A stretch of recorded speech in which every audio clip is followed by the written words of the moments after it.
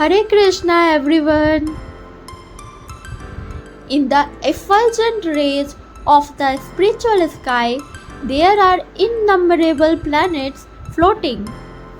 The Brahmajyoti emanates from the supreme abode Krishna Loka, and the Anandamaya, Sinmaya planets, which are not material, float in those rays.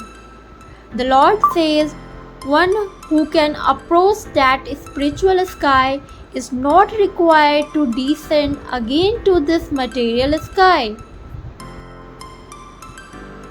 In the material sky, even if we approach the highest planet, that is Brahmaloka, what to speak of the moon, we will find the same conditions of life, namely birth, death, disease, and old age.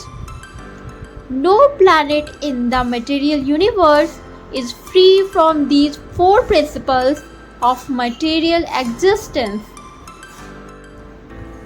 The living entities are traveling from one place to another, but it is not that we can go to any planet we like merely by a mechanical arrangement.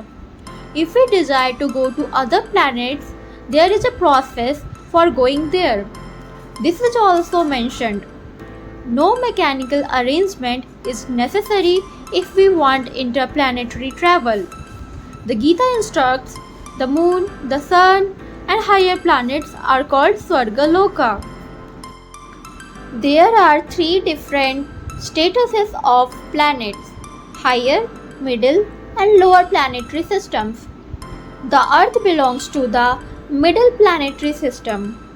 Bhagavad Gita informs us how to travel to the higher planetary systems, Devaloka, with a very simple way.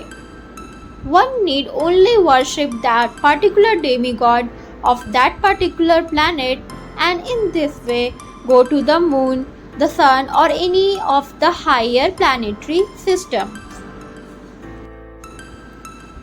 Yet Bhagavad Gita does not advise us to go to any of the planets in this material world, because even if we go to Brahmaloka, the highest planet, through some sort of mechanical contrivance, by maybe traveling for 40,000 years, and who would live that long, we will still find the material inconveniences of birth, death, disease, and old age. Thank you everyone.